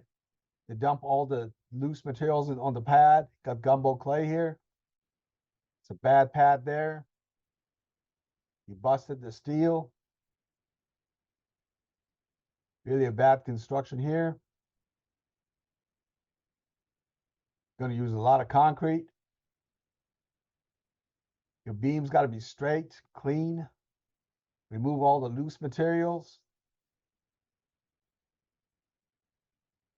Put in your vapor barrier. This is not a good thing. This is the pad is all wet. Got to tear it up and do it over again. Here they've got a 26-inch tree stump in the beam. 14-inch pecan, 37 inches from the beam form. 6 to 8 inch stump in the beam. 26-inch stump here in the beam under the slab. All that stuff needs to be removed. Your forms, your beams got to be straight. These guys, it was raining a lot. They put a tent in to build a little slab. Wind blew it all off. Just to start raining again. This is a slab. They stopped construction. They put the pad in. Grass grew it. They put the plumbing in. They had to go out there and build a slab on top of it, a church next to the GHBA building. Not a good construction practice. Remove grass and weeds before setting the forms. This is a subdivision. They're setting their forms with grass here. It's not acceptable. You don't put slab on top of the grass. The contractor said, hey, we want to have grass to keep the excavation straight. It holds the soil together. Not a good design and construction. Here's the slab. They got grass underneath the slab. So that grass decays and the slab starts settling. So we told them that all the grass has to be removed before they build their slab. They got grass everywhere. Correct fill type, no sand in the forms. All the plumbing should be backfilled with structural fill, not sand. Otherwise, it creates a pathway to water travel under the slab and cause heave where you got expansive soils. No sand. This is a pad out there. This is a grade on the subdivision lot. They went in there, they raised that pad 30 inches or so. They just brought it in and dumped it. They didn't compact it. And they said they used select fill. So I took a sample of that select fill, so-called, brought it to the lab. And that's what it was, clay with sand. So that was not select fill. Concrete testing. If your temperature is cold, you cannot pour concrete if the temperature drops below 40 degrees or 3 consecutive days, average temperature. Normal concreting practice can be resumed if the ambient temperature is above 50 degrees for more than half a day. If you pour your concrete in a cold temperature, you develop low strength gain with time, more void space in the concrete, reduce the rate of cement hydration, and low durability. So if your concrete should be protected from freezing at least one cycle, you got to get to about 500 PSI. So you may have to put in heaters, blankets when you pour concrete at low temperature that's freezing. A concrete that's poured at 500 PSI should not be damaged if you get another freeze-thaw condition at least one time. Place the concrete at temperatures of 75 to 100 degrees of the concrete temperature. You check the concrete temperature. If the weather is hot, it results in increased water demand, accelerated slump loss, increased rate of setting, increased tendency for plastic shrinkage cracking, difficulties in controlling entrained air, critical need for prompt early curing, decreased strength, decreased durability, non-uniform surface appearance, increased tendency for drying and shrinkage cracks. Here's a new concrete after rain. They pour the concrete and it starts raining and wash out all the cement off the concrete. So all you got left is the aggregates. You got to jackhammer and do it again. When you pour that concrete in there, you pump the concrete in. You got your steel, you got chairs, you got finishers.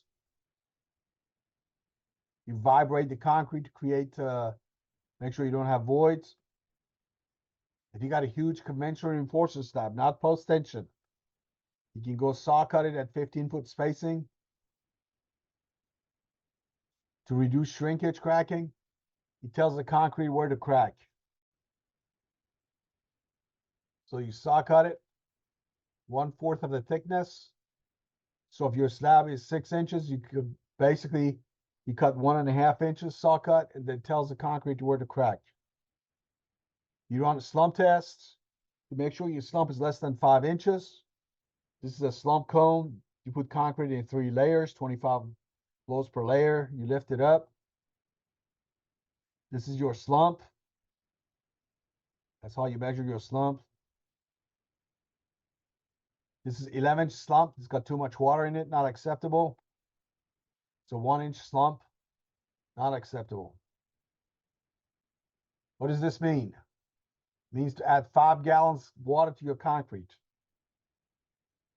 Add 5 gallons.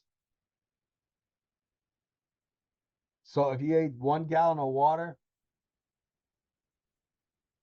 to 1 yard of concrete, 1 gallon of water increases the slump by 1 inch. 1 gallon of water reduces the compressive strength by 250 psi. 1 gallon of water wastes 25% cement. 1 gallon of water increases shrinkage by 10%. 1 gallon of water increases permeability by 50%. 1 gallon of water reduces freeze thaw by 20%. 1 gallon of water reduces scaling resistance, increases cracking by 10%, increase air content, increases segregation, increase wear damage from traffic, increases dusting, increases finishing. 1 gallon of water is not worth it. Don't add water to the concrete. Here's the kind of what we call a key test on concrete. Too much water. You got segregation. We had to jackhammer that concrete slab and put a new slab in.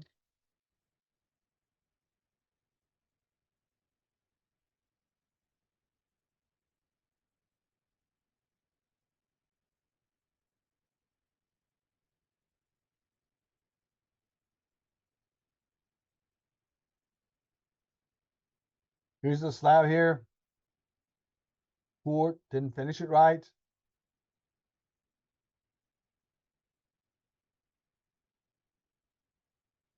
So we cored it. See what kind of a strength we had.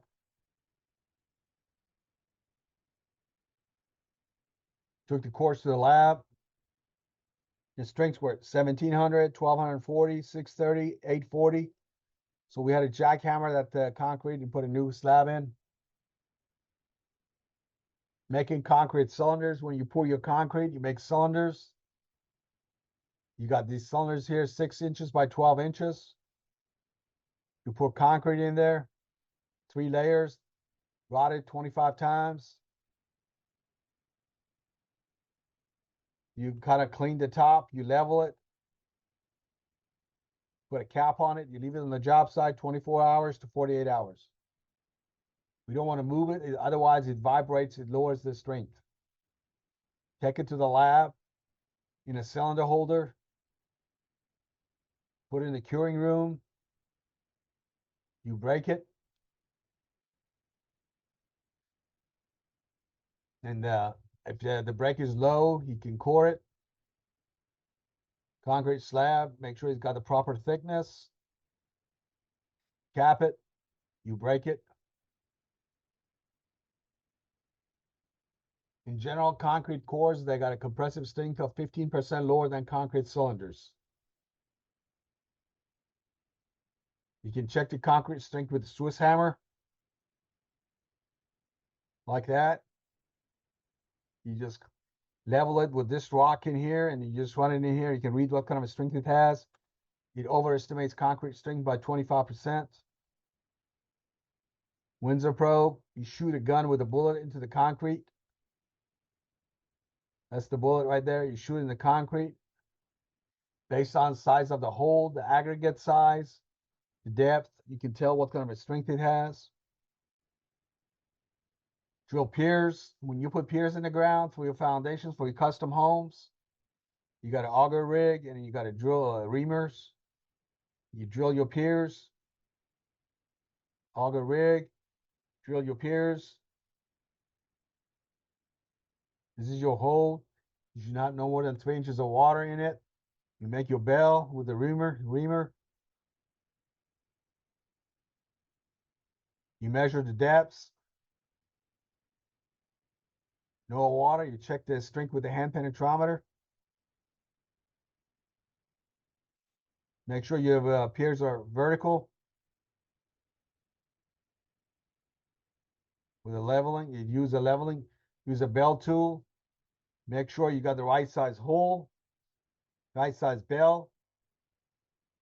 They're 36 inches. This thing should be about 12 inches. You sweep it in, put in your cage, pull your concrete. Make sure concrete does not hit the sides. gets loose soils in there. That's dry method of construction. You drill a hole, put your cage in, you pour concrete. Casing method. If you got sandy soils and you got caving problems with no water table problems, you can use casing. You drill a hole, you put your casing in. It's a steel pipe. You drill inside the plug and remove the soil. You check it with a hand penetrometer. You put in your reamer. You make a bell. You put a steel cage in it.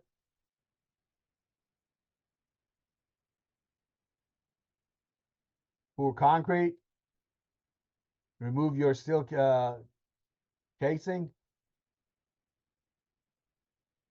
When you pour the concrete, you can use trimming method. It's a funnel. Your concrete comes out on the bottom. Prevents segregation.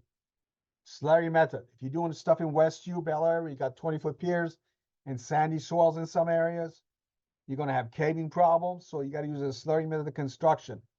Make sure you read the soil report. You mix it the bentonite with water. This is the bentonite. You mix it in with water.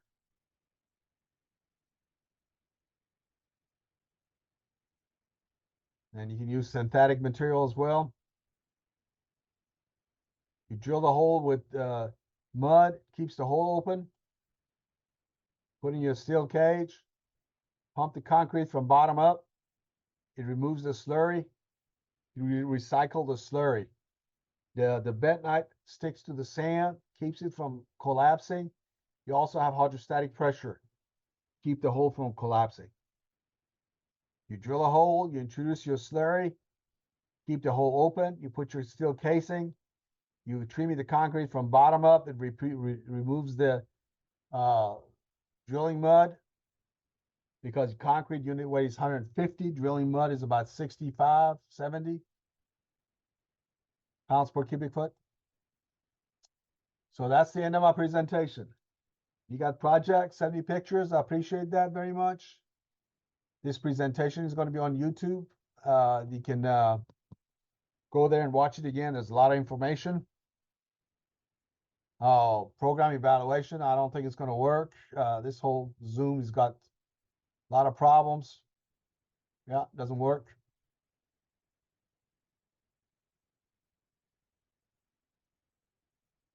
Doesn't work. Send me an email with your questions. Even the question on it does not work, the Zoom.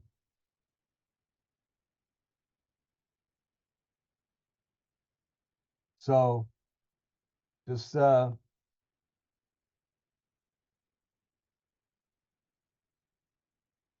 just a lot of stuff don't work on the Zoom. My email address is de@geotecheng.com, 713-699-4000. We're going to have a bunch of webinars coming in. You're going to get notices. Questions, please email me questions. The Zoom question does not work. Thank you for your time. See you on the next seminar. Let me know how you like the presentation.